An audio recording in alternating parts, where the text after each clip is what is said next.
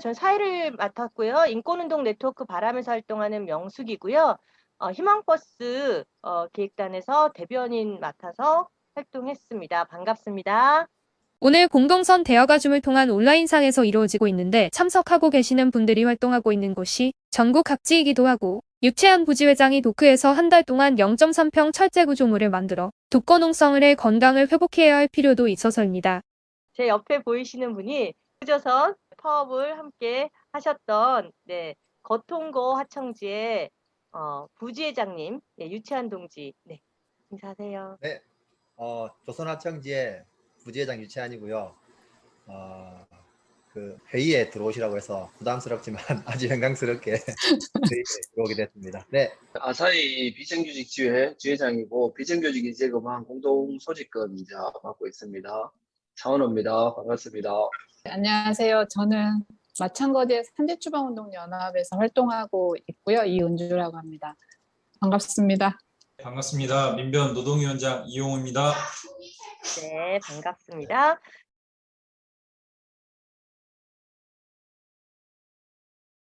(51일간의) 대우조선 이 하청노동자 파업 투쟁이 시끌벅적했었죠. 이 한반도 남단에 있는 더군다나 조합원으로 치면은 150명인가요? 그 한국사를 흔들었던 것이 무엇인가? 이거는 4인 공통 질문으로 차은호 동지부터 먼저 얘기를 해보실까요? 네.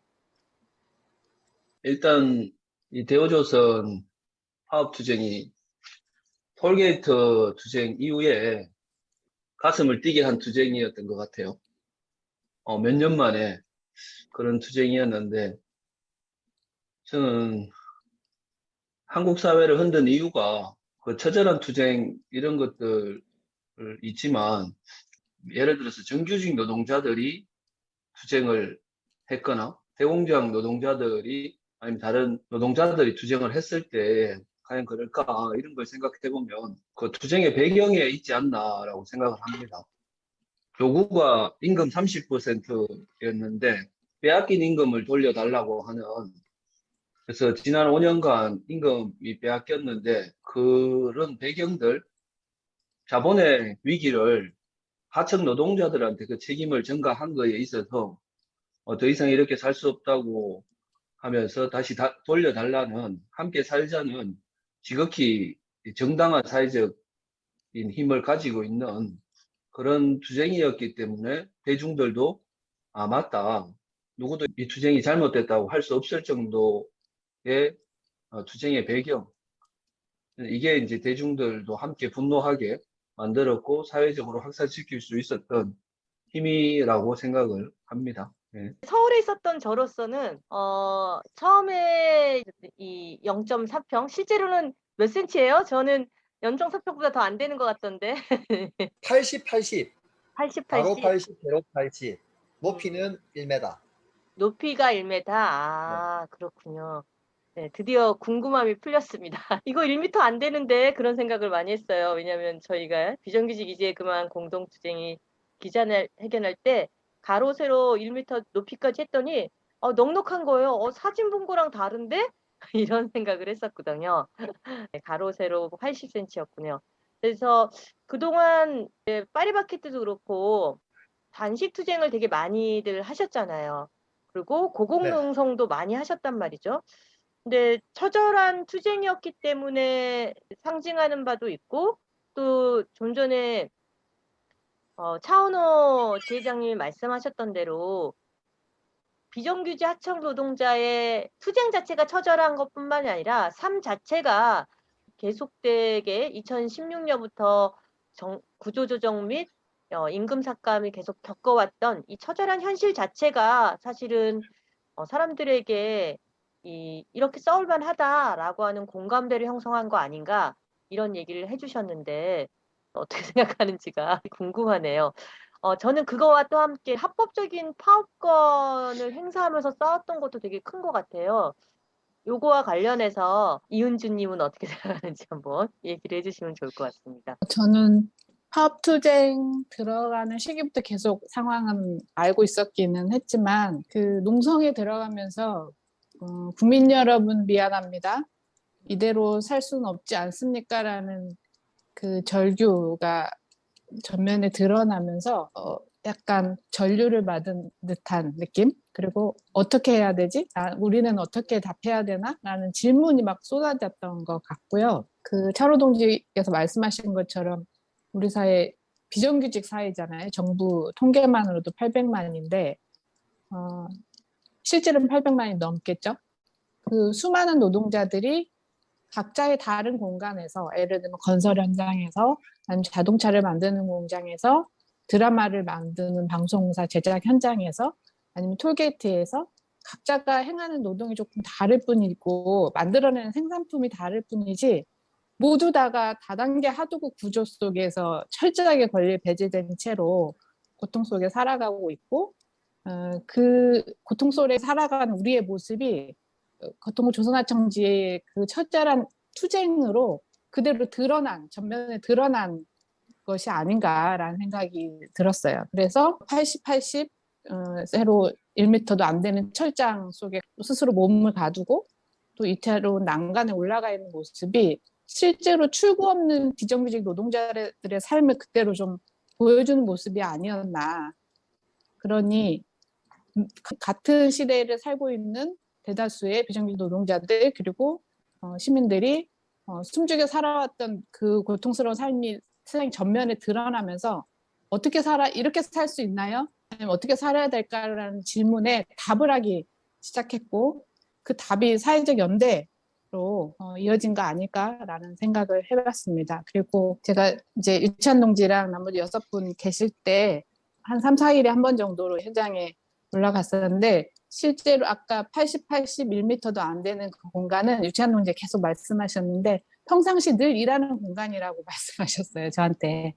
그리고 그 철장 안에다가 초반에는 태블릿이나 폰이 없었기 때문에 하루하루 월요일인지 화요일인지 몰라서 일주일을 발을 정자로 쑥 써가시는 그거랑 또 뒷면에 노동해방 너는 나다라는 쓰여진 글귀들을 보면서 그 공간 안에 살았던 그냥 유치한 동지의 삶과 우리 모든 비정규직 노동자들의 삶이 매일매일 어떻게 살아가는지 모르고 고통 속에 있다라는 것과 함께 끊임없이 나의 고통이 나만의 것이 아니라 우리가 같이 함께하는 것이고 무언가를 위해 싸워야 된다라고 하는 자각 이것들을 계속 하면서 살아왔던 모습이 그 안에 있었다라는 생각이 좀 들었습니다.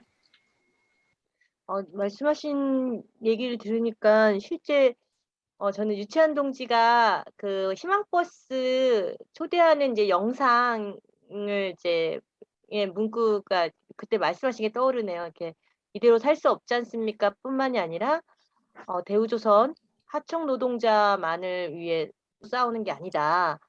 전체 비정규직 이 얘기를 하셨던 게 지금 말씀하신 거 들으니까 오버랩이 되는데요. 이대로 살 수 없지 않습니까라고 하는 문구는 유치한 동지가 네, 쓰신 건가요? 이대로 살 수 없다라는 게 절망의 표현으로 읽힐 수 있지만 싸울 수밖에 없는 절박한 하청 노동자의 현실을 되게 잘 드러냈다고 저는 생각하는데 또 그거에 말씀하셨듯이 응답하는 시민들, 다른 사업장의 노동자들이 있었다고 생각을 합니다. 요거와 관련해서 한번 얘기해 주시겠어요? 어떻게 이 문구가 나왔고 어떻게 들어가게 되셨는지. 네. 저희가 파업을 할 적에 거점 파업을 했지 않습니까? 거점 파업을 진행하면서 기본적으로 노동자들을 자복을 막을 때 필요한 현수막이 있었어요. 그 현수막에서 이제 우리 사무장이 그냥 본인께서 준비해 온 현수막인데 이대로 살 수는 없지 않습니까? 라는 현수막을 걸었을 때 현장 호응이 엄청 좋았어요. 그 현수막을 조합원들이 각 거점에서 막 요청을 했었던 거죠. 처음에는 집회할 때 교통 통제용으로 내자인가를 만들었는데 각 거점에서 이 구호 좋다고 계속 요청을 해가지고 이렇게 계속 만들었었거든요. 그래서 그렇게 현장 파업용으로 만들어진 현수막이었어요. 이른바 옥새투쟁 네. 과 관련해서 하기 전부터 파업 투쟁의 구호였다라는 말씀이신 거네요. 그거는 아니었는데 현장에서 이게 호응이 있다는 건 검증된 현수막이어서 어떤 행동을 할 때 그 요구, 우리의 절박함을 알리기 좋은 네, 현수막으로. 알겠습니다. 어떻게 그 처절한 투쟁이기도 하지만 처절한 현실이다 이런 얘기를 하셨는데 우리 이용우 변호사님은 여기 이제 뭐 여러 토론회 많이 나가셨고 또 희망버스 사회도 보셨는데 하청 노동자 거제에서 투쟁이 사실 올해만 있었던 것이 아니고 작년에도 있었고 재재작년도 있었는데 이렇게 뒤흔든 이유는 뭐라고 보는지 얘기를 해주시면 좋을 것 같습니다. 나왔던 말씀들에 이제 뭐 거의 동일한 내용인데, 어쨌든 한국 사회에서 많은 분들이 이 싸움에 대해서 좀 공감을 했다. 근데 그 공감에 그러면은 근저에 뭐가 있을까라고 했을 때, 지금 유치원 동지 그 좁은 공간에 가뒀고, 스스로 가뒀고, 또 6분은 또 고공에 올라갔고, 이런 외관상으로 드러나는 굉장히 처절한 투쟁, 그것은 저는 사실 뭐 예를 들면 진수지연으로 인한 뭐 저쪽에서 얘기하는 수천억대 피해 뭐 이런 외관상으로 드러나는 모습 이면에 이 싸움이 보여주는 본질을 사람들이 조금 이번에 좀 본 거 아니냐. 그러니까 그것은 다름 아닌 그간의 우리 하청 노동자들, 비정규직 노동자들, 이 처해 왔던 그런 열악함, 절박함, 이런 것들이 좀 보여졌던 거 아니냐. 그리고 그것을 주장하는 내용의 어떤 진정성. 그래서 저는 이번 싸움의 본질의 이런 절박함과 진정성이 한국 사회의 많은 사람들한테 좀 울림을 줬다. 그런 측면이 한국 사회에서 이 대우조선 하청파업이 조금 많이 회자되는 가장 본질적인 내용이 아닌가. 근데 그 본질의 핵심적으로 건드렸던 지점들이 내용적으로 보면은 예를 들면 아까 그 5년 동안 빼앗긴 임금, 그것은 하청 노동자에 처해 있는 굉장히 지속된 장기간의 열악한 노동 조건 그 자체인 것이고 상징적으로 보여준 것이죠.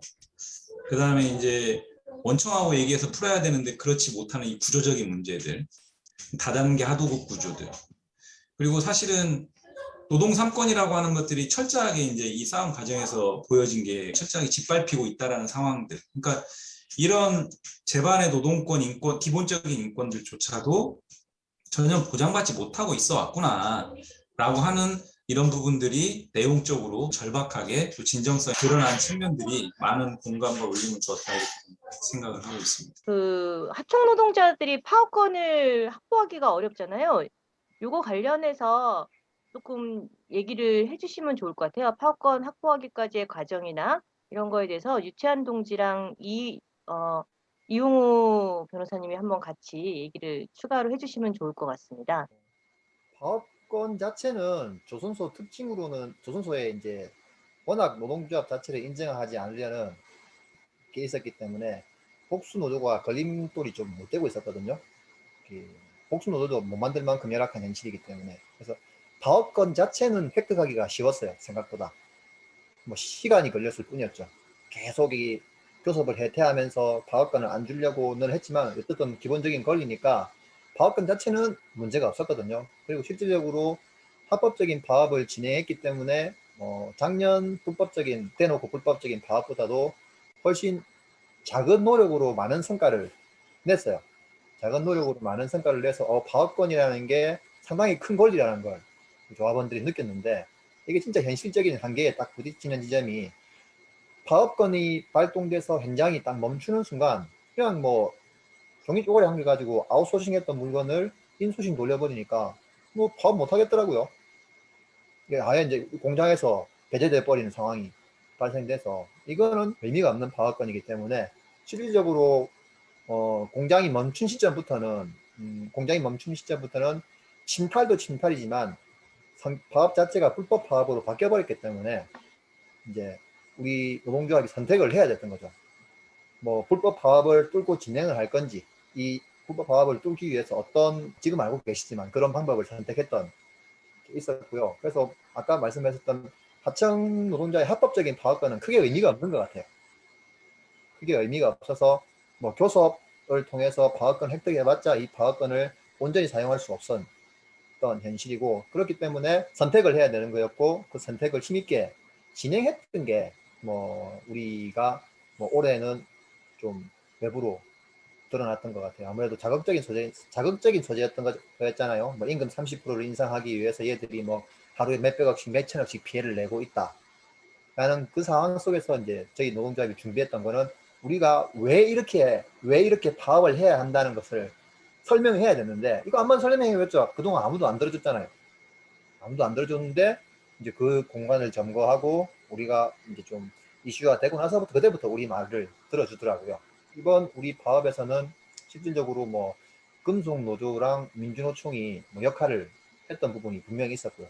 초반부에 노동자 대회라든지 뭐 걸기 대회라든지 이런 식으로 이슈를 만들어 주셨던 부분도 있었고, 뭐 시민단체, 종교단체 동지들께서 결합해 주셨고, 뭐 그리고 저는 이번 파업에서 언론도 좀 자기 역할을 했다고 생각하거든요. 그렇기 때문에 이번 파업이 한국 사회에 영향을 미치지 않았나 라고 생각을 합니다. 네, 말씀하셨듯이 한국 사회에서 파업에 대한 조건이 되게 세세하게 규제하는 방식으로 해서 파업권이 되게 제한되어 있기도 하고, 하청 노동자는 파업해도 그걸 다 원청이 해버리면 실질적으로 파업의 의미는 멈춰버리는 건데 멈추는 효과가 못 나오게 되는 그런 어려움이 있었다. 그래서 합법적인 파업권을 얻었다고 해도 사실 이게 파업권을 가로막는 여러 가지 이 문제가 있다. 하청 노동자의 경우에는.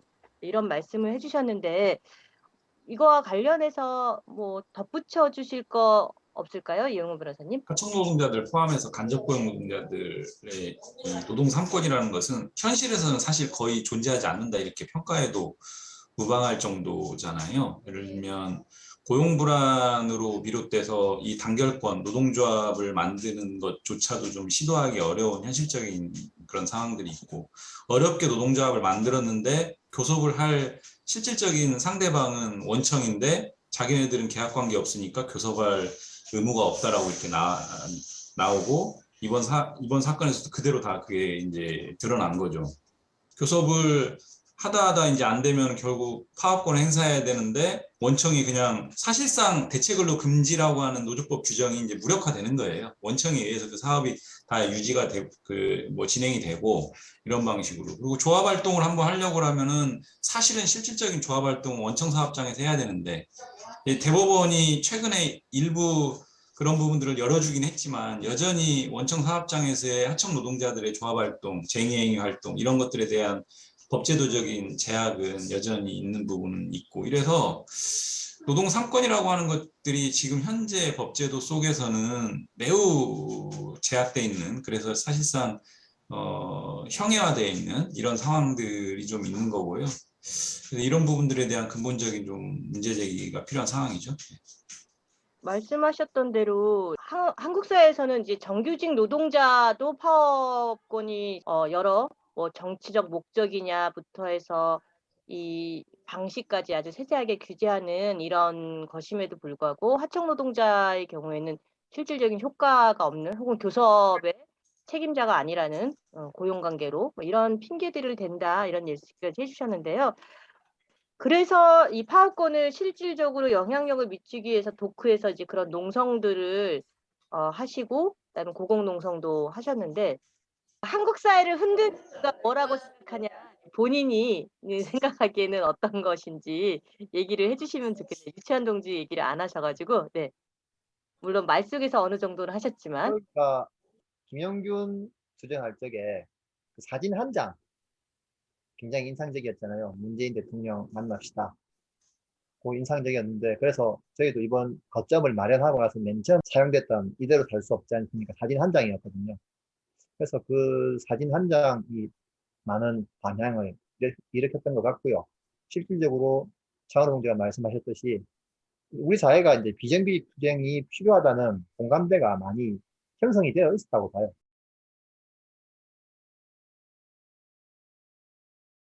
금속노조나 민주노총이 참여가 뭐 저절로 된 것도 아니고 이슈화가 저절로 된 것도 아니라고 생각해요. 왜냐하면 처절하게 싸우는 사람들 굉장히 많기도 하고 처절하게 싸웠기 때문에 알려진 것이기도 하지만 이거를 알리고자 하는 비정규직 당사자들의 싸움, 뭐 연대 이런 것들이 있었던 것 같아요. 처음 1박 2일 투쟁을 이제 차은호 동지 오늘 모시기도 한 이유이기도 한데요. 이제 금속과 민주노총이 이렇게 내려와서 하기 전에 비정규직 이제 그만 공동투쟁에서 1박 2일 투쟁을 하고 유치한 동지 들어간 지 얼마 안 돼서 그런 투쟁을 좀 기획하는 데 있어서 차은호 동지가 원래 있었던 아사히글라스 투쟁 집회 7주년 집회인가요? 네, 그거를 뒤로 연기하고 비정규직 노동자들은 유채환 동지 대우조선 파업 투쟁에 연대해야 한다 이러면서 내려갔었던 적이 아마 이제 그때부터 전국적인 관심들 이런 걸 모아내는 그런 싸움들이 시작됐던 것 같아요. 그래서 그때의 마음 이런 것들은 어떤 거였는지 그 얘기를 먼저 해주신 후에 저는 그렇게 싸우게 됐던 이유도 처절하기 때문만이 아니라 대우조선 노동자들이 싸웠기 때문이라 생각해요. 파업 투쟁을 했기 때문이라 생각하거든요. 어떻게 좀 이렇게 아사히글라스 투쟁 접고 투쟁을 연기하고 대우조선으로 가야 한다라고 생각했던 배경 뭐 이런 얘기를 해주시면 좋을 것 같습니다. 비정규직이 지금은 공동투쟁이. 네. 이제 그런 것들이 또 사람들에게 주는 연대가 진짜 필요하구나 이런 생각을 했던 것 같거든요. 예. 되게 특별한 게 있는 건 아니고, 당연히 이제 비정규직 투쟁이 어느 투쟁이든 주체적 동력 자체의 힘만으로는 투쟁의 한계가 너무나 분명하지요. 어떤 투쟁이든 간에 대웅제약 투쟁도 그렇고. 그래서 이 투쟁만은 우리가 함께 싸워야 된다라고 하는 투쟁들이 분명히 있습니다. 톨게이트 투쟁도 그랬고, 그런 투쟁들이 자체적으로는 이미 가지고 있는 힘을 사력을 다해서 하고 있는 거죠. 하고 있었던 상황인 거고, 거기에서 할 수 있는 것은 외부의 힘들, 함께 싸우는 비정규 노동자들, 아니면 민주노조의 힘들이 작용해야지 실제 민주노총도 끌어오고 금속노조도 끌어오고 사회적으로 훨씬 더 영향력 있는 목소리를 낼 수 있다고 생각하거든요. 그래서 제가 봤을 때는 이게 그 함께 싸워야 되는, 우리 모두가 집중해야 되는 투쟁이다라고 그 판단을 한 게 제일 큰 거죠. 일반적인 임단협 투쟁, 노사가 적정 정도 수준의 투쟁을 하고 서로 합의하는 정도 수준일 거다라는 게 일반적인데, 그렇지 않은 투쟁이다. 사활을 걸고 있다. 이들이 이 투쟁에 이 조직이 죽고 사느냐가 달려있다. 이것이 이제 느껴지는 투쟁이었기 때문에 뭐 저희들 전혀 문제없이 그냥 집중을 하게 된 거고, 비정규직 이제 그만도 당연히 이제 빠르게 집중을 한 거죠. 이게 말씀하셨던 이렇게 하게 된 배경 중에는 작년의 투쟁, 재작년의 투쟁 때문이라고 저는 생각을 했어요, 개인적으로는. 그래서 지난한 투쟁이 있었고 그 조직화를 대우조선, 거통고의 대우조선만이 아니라 거제 통영, 예, 그 지역에서의 하청 노동자 조직을 계속 해왔고 계속 쌓았던 거죠. 그리고 아까 말씀하셨듯이 작년 투쟁은 이른바 합법적인 파업권으로 한 게 아니라 정말 못 살겠다, 싸울 수밖에 없는 싸움으로 했고 여기에 거통고 지회가 이 노동자들 조직했기 때문에 이런 연장선이었기 때문에 이제 더 이상 조선하청 노동자의 싸움을 더 이상 전국에 있는 흩어져 있는 노동자들이 또는 시민들이 이거를 그냥 방치해서는 안 된다. 지금이야말로 이 싸움에 무언가 응답할 때가 아닌가 이런 좀 자각을 하게 된 것이 아닌가라고 저는 좀 생각을 했고 그런 의미에서 작년 투쟁에 대한 설명을 좀 유채한 동지가 해주시고 또 사실 다단계 하청 구조가 이런 싸움들을 작년 올해까지 이어지는 싸움들을 낳은 거라고 저는 생각하는데 이 부분과 관련해서 좀 이은주님이 해주시는 걸로 이어가면 좋을 것 같습니다. 네. 임금 인상은 어떻냐면 그 임금 인상을 그 공장 안에 들어가서 지키지는 못했거든요. 그리고 그 과정에서 마지막까지 남았던 동지들이 블랙리스트를 겪고 뭐 그 안에서 업체에서 배척당해서 그만두고 떠나갔던 과정들이 있었어요. 근데 그 과정 속에서 우리 동지들이 노동조합에 대한 필요성을 느꼈던 거예요. 노동조합에 대한 필요성을 느꼈는데 실질적으로 싸워서 뭐 임금 10,000원 올렸지만 임금 10,000원 올린 것보다 현장에서 더 단합이 심했기 때문에 패배의식이 강하고 다시는 우리는 싸움 안 한다는 공통적인 정서가 만들어졌었거든요. 근데 그 블랙리스트를 겪은 동지들이 삼성에 가서 또 하고 있더라고요, 싸움을. 똑같은 싸움을 또 하고 있더라고요. 삼성에서 저희가 또 이번에는 2020년도에는 삼성에서 좀 더 규모 있고 힘있게 진행을 해서 22,000원 정도 임금 인상을 실질적으로 했고 여러 가지 성과들을 냈어요. 여러 가지 성과들을 냈기 때문에 대우조선에서는 이 성과를 삼성 수준 정도로 맞출 거라고 발표를 했었거든요. 그래서 너희들은 가만히 있어 해주겠다라고 발표했는데 아마도 산업은행에서 또 돈을 안 내놓은 거죠. 그래서 대우조선에서 파워하시는 분들이 우리도 삼성 정도는 받아야 되겠다라는 요구사항을 가지고 일단은 모였어요.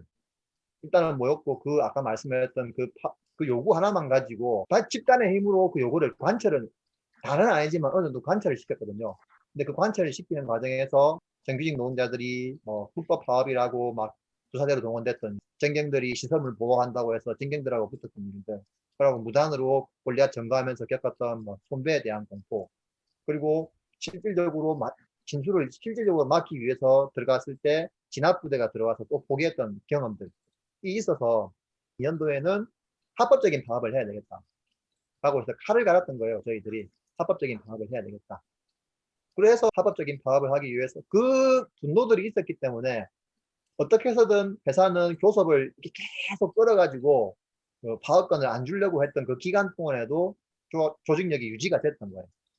조직력이 유지가 됐고 실질적으로 파업을 해보니까 공장이 멈추고 뭔가 될 것 같은 분위기들이 나왔거든요. 근데 이 대우조선이 정상적인 사업장이었던 자기들이 교섭에 나와서 이 문제를 수습하려고 했을 건데 우리는 좀 특이한 상황이었던 거잖아요. 산업은행이라든지 정부라든지 좀 특이한 상황이었는데 그럼에도 불구하고 우리가 집단적인 힘을 가지고 뭔가를 해내고 그 과정 속에서 법률에 그러니까 뭐 합법적인 파업권을 누린다는 게 어떤 건지에 대한 막연한 게 아니라 실질적으로 누려봤던 경험들이 있었어요. 그래서 그 아까 말씀하셨던 그런 일련의 과정들을 겪으면서 파업을 했는데 그렇게 진행이 됐다고 설명을 드려야 할 것 같아요. 네. 이제 합법적인 파업권이다 이렇게 표현하니까 이제 아마 이 합법적인 파업권 이러면 잘 모르실 것 같기는 해요. 그래서 정부가 얘기하는 파업법 파업, 불법 파업이라고 하는 게 이제 저같이 인권 운동하는 사람이 보기에는 너무나 협소하기 때문에 국제사회에서는 이제 이렇게 살인 방화 이런 이 엄청난 것들을 하는 경우에만 사실 이제 이 파업권에 대한 제재 뭐 이런 것들이 있는데 우리는 이렇게 평화롭게 하는 것조차도 이제 합법 파업이 아니다. 또는 파업의 목적이 정치적이면 또 안 된다. 뭐 이런 식으로 합법 파업과 불법 파업을 가르는 것들이 협소하기는 합니다. 그래서 여기서 말하는 이제 합법 파업권이라고 말씀하신 거는 파업권을 이제 쟁의행위 절차에 따른 파업권을 확보해서 파업을 시작하는 거 요런 거라고 이해하면 되겠죠. 네.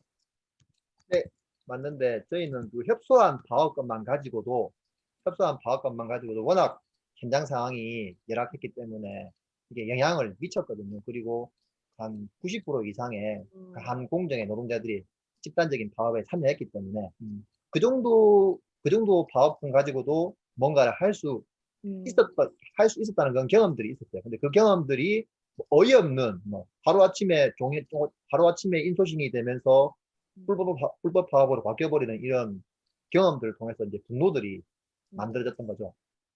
협소한 파업권 행사마저도 이제 합법이냐 혹은 이 쟁행위 절차에 따른 것이냐 아니냐에 따라서 사실 제한받는 걸 보면서 이를 갈고 준비하셨다고 그러셨는데 그런 구조 중 그렇게 싸울 수밖에 없는 것들이 또 이제 고통고지회가 할 수밖에 없었던 것들이 이 앞서도 계속 얘기했던 조선 산업에서의 다단계 하청 구조가 사실 이유는 누구에게 가는지 모르고 하청 노동자의 삶은 계속 이 바닥이 아니라 거의 뭐 지하로 가는 이런 상황이 되었기 때문이라고 저는 아까부터 다 참여자들이 얘기하셨는데요. 요거와 관련해서 이은주 님이 조금 더 설명해 주신다면.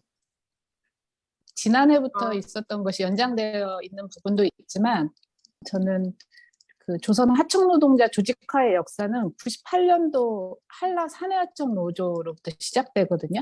네. 그러니까 한라그룹이 부도가 나고 한라중공업 구조조정이 임박한 상황에서 전국 최초로 한라 사내하청 노동조합이 만들어지죠. 그리고 하청노조는 실제로 민주노조 운동 안팎에 비정규직 노동자들을 조직화하는 것, 그리고 투쟁의 중요성을 각인시키는 굉장히 상징적인 투쟁이 됐는데, 상징적인 투쟁과 함께 조선소에는 여전히 그 투쟁이 유령과 같이 떠도는 블랙리스트가 계속 구전처럼 이어지고 있는데요. 한라 투쟁 이후에 실제로 많은 그 조선소의 그 삼성중공업을 제외한 모든 회사에서 사내하청 노동자, 아니 비정규 노동자들의 조직화와 투쟁이 이어졌죠. 근데 그 투쟁이 모두 다 극심한 탄압을 받았고, 노동조합을 만들거나 조합에 가입하는 순간 폐업, 해고로 이어졌고, 실제 투쟁에 함께했던 노동자들이 블랙리스트 명단에 올라서 취업을 못하는 고통을 경험하게 됐고, 그래도 지금 그 어려운 과정을 견디면서도 현재 그 조선하청 노동자 조직은 현대중공업 사내하청 지회, 그다음에 전남의 성남 지역 지회, 거통구 조선하청 지회 이렇게 남아 있습니다. 그래서 저는 51일 이어진 이 투쟁은 실제로는 98년부터 이어진, 조선소로만 보면요, 25년 동안 이어진 목숨 건 노동자들의 투쟁의 역사가 거통구 투쟁의 밑거름이 되지 않았나라는 생각을 해보고요. 그리고 이외에도 초기에는 그런 이야기가 있었던 것 같아요. 임금 30% 이야기하니까 왜 이렇게 정말 30%? 가당한 이야기야? 왜 30%를 이야기하지? 라는 이야기를 할 때 그것이 빼앗긴 임금이라고 하는 것이 정확히 전달된 것, 그리고 수없이 많은 노동자들이 조선의 구조조정에서 사라졌다라는 이야기가 정확히 전달된 것이 사람들로부터 이 투쟁의 정당성을 공감하는 것, 이해받는 과정이지 않았나 생각을 하는데요. 조선의 구조조정은 실제로 구명주도로 이어졌죠. 이 과정에서 노동조합을 무력화시키고 노동자에게 고통만을 강요하는 구조조정이었는데, 구조조정 1차 대상은 실제 사내하청 물량팀, 그 다음에 사내하청 본공, 이런 하청 노동자들이었습니다. 2016년에 무려 7만 6천 명이 정리해고가 됐고, 하청 노동자들의 해고는 해고라는 이름으로도 불리지 못한 채로 수만 명의 노동자들이 길거리로 나서게 되고 일자리를 잃게 되었습니다. 2015년에 13만 3천 명이었던 하청 노동자가 작년에 8만 6천 명. 어마어마한. 네, 반이네요. 예. 네. 그리고 그러니까 이렇게 쫓겨난 노동자들의 삶이 어떻게 달라졌다라는 이야기를 정확히 전달을 한 측면이 있었던 것 같고, 이 지점에서 유치한 동지가 그 이야기를 너무도 잘 정확히 전달해 준 역할을 하지 않았나라는 생각도 해보고요. 또 많은 이야기 나왔던 것 중에 하청의 하청, 재하도급 문제가 계속 이야기되잖아요. 실제로 90년대부터 수주산업이라는 특성상 노동유연화가 확대되고 비정규직 노동자들의 숫자가 급증하죠. 2002년대에서 거의 절반을 넘어서게 됐고, 2010년도에 해양플랜트 수주가 이어지던 시기에 물량팀이 더 증가하면서 하청 노동자들이 급증하기 시작하는데요. 실제로 뭐 다양한 이름으로 불립니다. 하청 노동자는 본공, 물량팀, 아웃소싱, 그 현대중공업에서 요즘은 그 프리랜서라고 부르는 명칭을 그렇게 부르기도 합니다. 이런 재하청이 이루어지는 편법적인 재하도급이 운영이 되고 있고, 임금 형태도 시급, 그다음에 일당, 다양한 방식, 그다음에 이런 임금과 고용 계약 형태가 중층적으로 교차하고 있어서 같은 공정에서 일하고 있는 사람도 본공인 사람이 있고, 물량팀인 사람이 있고, 일당으로 온 사람이 있고, 아르바이트로 온 사람도 있고, 다양한 방식인 거죠. 저희가 몇 년 동안 그 조선 노동자들 조사할 때 질문했던 게 이런 게 있어요. 당신의 사장이 누구인지 아십니까? 라는 질문을 던질 정도였어요.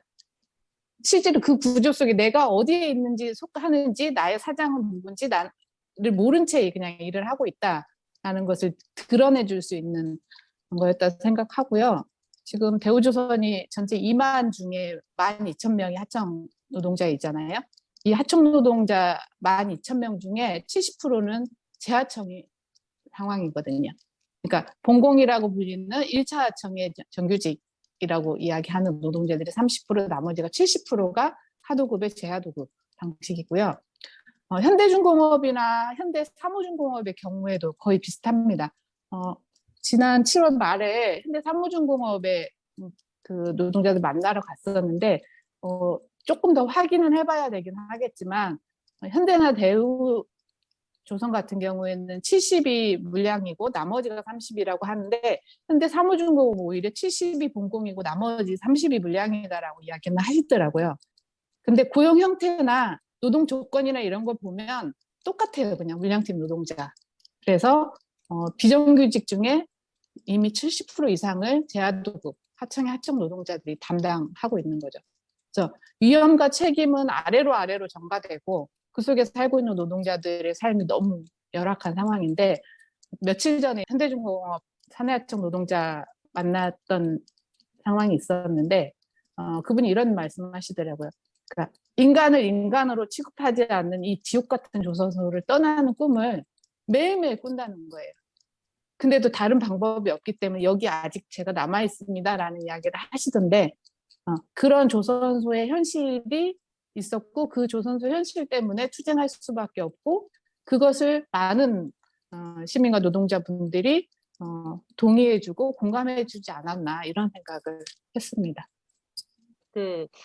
사실 이제 하청 노동자의 진짜 사장이 누군지도 모를 뿐만이 아니라 하청이 계속 늘어나고 있기도 하고 저도 그 산재 문제가 되게 컸던 것 같은데 2012년, 13년에 이제 산재 조사하러 대우조선에 내려간 적이 있었거든요. 근데 그때도 되게 이렇게 뭐 언론에도 그 당시엔 많이 보도됐는데 90% 대우조선 같은 경우는 다른 데보다 훨씬 더 하청이 많다고 그렇게 들었어요. 대부분 현장에 들어가는 사람들은 비정규직이고 뭐 관리직 정도만 정규직인 이런 상황이어서 위험한 작업에서 죽을 수밖에 없는 그러니까 임금만의 문제가 뿐만이 아니라 산재 사고도 굉장히 많이 나는 이유 중에 하나도 이런 하도급이다 이런 얘기들을 굉장히 많이 들었었는데요. 실제 이 부분과 관련해서는 어떤가요, 유채한 동지? 예전에는 관리자가 정규직이었다고 말씀하셨는데 지금은 관리하는 분도 이제 사장님입니다. 아, 지금은 더 사업 나빠졌네요. 등록을 해서 그 사람이 한 4명, 5명에서 한 10명 정도 인원을 데리고 하는데 뭐 조선소에 있는 4대 보험 체납 유예라는 제도가 있잖아요. 근데 많은 업체가 4대 보험을 그 뭐죠?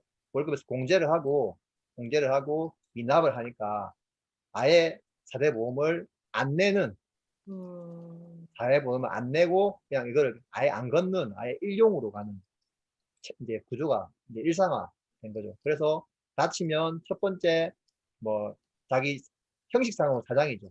형식상으로는 사장이지만 보통 인맥관계 형이라든지 동생하고 맺어진 관계 속에서 첫 번째 산재를 진행하기가 힘들고요. 두 번째 산재를 진행하려고 해도 4대 보험이 안 들어가 있다는 자기 책임 같은 게 있더라고요. 자기 스스로 4대 보험을 안 넣었으니까 안 넣어달라고 요청했으니까 그런 것 때문에 또 산재를 진행하지 그게 더 안 좋아졌어요. 계속해서 이게 더 안 좋아지는 게 현실이다 보니까 뭐 이거를 다른 방법으로 풀 수 있는 게 없더라고요. 그래서 뭐 그런 아까 말했던 이대로 살 수 없다라는 요구가 자연스럽게 만들어진 측면이 있어요. 말씀하신 대로 이게 물량팀 얘기도 하시고 실제 산재 얘기도 하시면서 다단계 하청 구조 이게 너무 심각한 이런 얘기를 했는데 이게 요구 중에 하나도 그러니까 모든 노동자에게 상여금을 요구하시기도 했는데 거기에 보면 요구 안에 물량팀 포함 이렇게 되어 있어요. 그래서 아마 이 얘기를 들으시는 분들은 이 물량팀이 뭐지? 이런 얘기를 하실 것 같아요. 이 부분을 좀 설명을 해주시겠어요? 물량팀은 간단하게 말하면 재하도급인 거예요. 재하도급. 도급받은 물건을 다시 재하도급 받아서 수단과 방법을 가리지 않고 빨리 일해야 되는 거예요. 딱 공사 단가가 뭐 100만 원이 정해져 있으니까 이 100만 원을 어떻게 해서든 빨리 해서 이윤을 남겨먹는 구조가 되는 거예요. 그러니까 처음에는 100만 원이었는데 다음 똑같은 밴드 다음에 오면은 80만 원이 돼 있고, 또 똑같은 밴드 다음에 오면 60만 원이 돼 있고, 그 지금 한 4, 50만 원까지 떨어졌거든요. 그러니까 이 4, 50만 원을 가지고 더 빠르게, 더 불안정한 작업을 할 수밖에 없는 게 지금 물량팀인 거예요. 저도 궁금해서 물량팀이라는 게 주로 이제 밖에서 해가지고 납품하는 건가요? 아니면 아니에요. 그러니까 예전으로 따지면은 반장이 있고 조장이 있잖아요.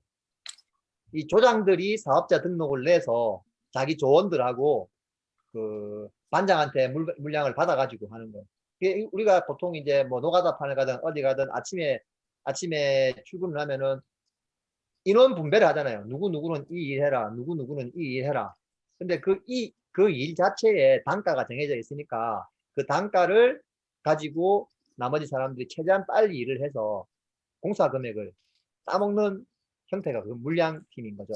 기간 정해진 물량이 있고 그 단가 계약한 게 있는 거죠. 그래서 보통 네, 1년 계약이라는 게 기간 계약이 아니라 이제 1년 안에 A 일을 다 하는 거, A 양의 일을 다 하는 거 이런 계약인 거예요. 네? 물량 기간 계약이 아니라 그 그러니까 물량 계약인 거예요. 물량을 다 하는 걸로. 그 네네네. 그 물량이 끝나고 나면은 다음 물량을 받아야지 또 일을 할 수 있는 거예요.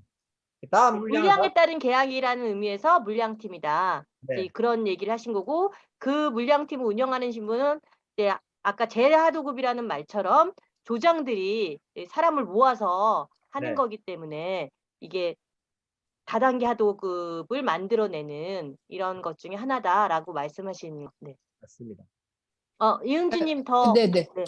저희가 그러니까 예를 들면 사업장 내에 그러니까 금속이나 자동차 사업장 내에도 안정적인 고용 형태를 유지하는 정규직을 두게 되면 비용이 많이 발생하기 때문에 회사가 그거를 다시 나누고 하도급을 주고 비용을 줄여가는 방식으로 그리고 또 노동 강도를 높여가는 방식으로 하는 거잖아요. 그거랑 동의를 한 거죠. 근데 이제 조선소가 수주하고 납품하고 이런 것이 핵심적인 이제 전체 공정으로 흐르다 보니 물량이라는 이름으로 이제 그게 표현될 뿐이고 초기에는 실제로 급한 물량을 치고 나가는 방식의 예전에 돌관이라는 이름으로 많이 불려졌던 거는 전통적인 의미의 돌관은 현재도 있기는 한데 지금의 물량은 그 돌관과는 다르게 그냥 하도급의 하도급이 그냥 일상적으로 현장에서 일하고 있다고 보시면 돼요. 실제로는 같이 섞여서 일하기도 하고 업무 지시를 섞여서 하기도 하고 그래서 그냥 일반화되어 있는 하청의 하청 요 구조랑 크게 다르지 않는데 그냥 명칭을 물량팀이라고 부르는 것 때문에 약간 더 궁금해하시는 것들이 있는 것 같아요. 네.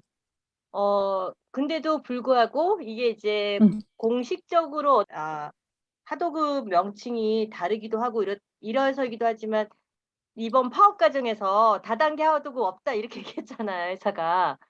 기자회견 때. 예, 그거 기억하세요? 네. 네, 기억합니다. 네. 이렇게 얘기할 정도로 하도급을 인정하지 않는 것도 이 현실인 것 같아요, 회사는. 그래서 계약한 게 아니고 우리는 다단계 하도급이 아니다라고 주장하는 맥락이라고 한다라면 뭘까요? 왜냐하면 근로계약은 정상적으로 적었어요. 근로계약은 정상적으로 적고 임금 지급 방식이 물량팀 지급 방식인 거예요. 그러니까 하나의 블럭을 만드는데 들어가는 비용이 100만 원. 그 물량은 100만 원이다. 그럼 네가 들어가서 100만 원에 하든 70만 원에 하든 120만 원에 하든 그 물량은 네가 책임져라. 그래서 그걸 한 달 모아서 그 물량 친 만큼 돈을 주는. 그래서 이제 다단계 하도급이 아니다라고 주장하는 거다. 네네. 왜냐면 계약은 다 되어 있어요. 시급이면 시급, 월급은 월급대로 근로계약은 되어 있지만 임금을 지급하는 방식이 물량 적용을 해서 하는 거니까 그건 무조건 하도급인 거잖아요. 근데 지금 말씀하신 대로 물량팀의 지급 방식은 더 열악하잖아요. 저는 이제 물량팀 하면 예전에 이제 신자유주의적 노동 조직화 방식의 시초였다는 우리 이렇게 구로에서 많이 했던 소사장제 이게 떠올라요. 저는 90년대 초반에. 그런 식으로 말씀하신 대로 물량팀이 운영되면 그 물량을 소화하기 위해서 또 사람을 끌어다 들이고 그 임금을 최저임금도 줄 수 없는 구조가 되는 그 액수에 맞춰서 해야 한다는 거잖아요. 지금 말씀하신 걸로 하면. 그래서 그 물량을 치기 위해서 새벽에 출근하시죠. 어떻게 해서든 금액이 정해져 있으니까. 새벽에 출근해서 밤늦게 퇴근하면 일은 10시간 하든 100시간 하든 딱 그 물량인 거니까. 네. 자기가 한 달에 300만 원을 벌어야 된다, 400만 원을 벌어야 된다 하면은 그 물량을 치기 위해서 무제한 일을 해야 됩니다. 그게 열려 있는 거죠. 근데 임금을 지급하는 방식이니까 하도급 업체에는 이제 예를 들면 우리가 어느 면적이면 회배라고 이야기하더라고요. 어느 면적당 몇 사람이 며칠 동안 투여되어야 이것이 가능하다라는 계산이 나오잖아요. 그걸 가지고 이제 도급을 주는데 실제 그 물량팀 노동자들한테도 임금이 지급되는 방식은 일당이에요. 왜냐하면 그러니까 나머지 뭐 사장이 일부는 가져가겠죠. 계산할 방법이 없는 거잖아요. 매일매일 몇 명이 어떤 방식으로 출근했는지가 확인되어야 되기 때문에 결국 일당 얼마의 방식으로 지급이 되는 거고 그 일일의 보고가 업체에 실제 보고가 돼요. 그러니까 회사가 말하는 다단계 도급은 주는 거죠. 도급은 주지만 자기가 주는 게 아니기 때문에 모르겠다라고 이야기하는 거라는 생각이 들고 그런 방식의 도급과 관리가 이루어지는 문제가 결국은 불법 파견의 요소들도 있기 때문에 그걸 피해가고자 계속 아니다라고 이야기하고 있는 거 아닐까 이런 생각이 좀 드는 거네요. 열악한 임금이나 노동 조건에 대해서 그러니까 좀 은폐하려는 효과도 있을 거고 불법 파견의 여지를 없애기 위해서라도 아마 다단계 하도급이 아니다 이런 식의 반박들을 했던 거다라는 말씀 해주셨는데요. 이제 좀 세 번째 주장, 세 번째 이야기로 갈 텐데요. 아까 잠깐 유채연 부지회장님 말씀해 주셨던 대로 합법적인 파업인데도 이 파업 과정에서 원청 하청들이 파업 투쟁 과정에서 엄청나게 탄압이 심했고 또 윤석열 정부가 이거에 대한 뭐 파업에 대해서 공권력 투입을 좀 시사하기도 하고 또 이것이 사람들한테 오히려 불을 질렀죠. 아니 이렇게 열악한 노동 조건에서 일하는 사람들이 파업하는데 이게 회사가 맞고 더군다나 정부가 이걸 공권력을 투입해서 되겠는가 이런 분노를 자아낸 것들이 많다라고 생각을 해요. 요거와 관련해서 아까 잠깐 얘기는 하긴 했지만 특히 이제 공권력 투입과 관련해서 아까 잠시 얘기해줬던 것이기도 한데요. 하청 노동자가 파업하기 어려운 것도 있지만 또 파업권은 어떤지 요거와 관련해서 이용호 변호사님이 먼저 얘기해 주시면 좋을 것 같아요. 아까 대법원 얘기도 하셨는데 대법원 판례 소개도 좀 구체적으로 해주시고요. 예. 제가 헌법에 노동 3권이 단결권, 단체 교섭권, 단체 행동권이 명시가 돼 있어요. 사실 다른 나라 독일이나 이런 나라는 헌법에 없어요. 그게 그냥 일반 하위 법률에 있는데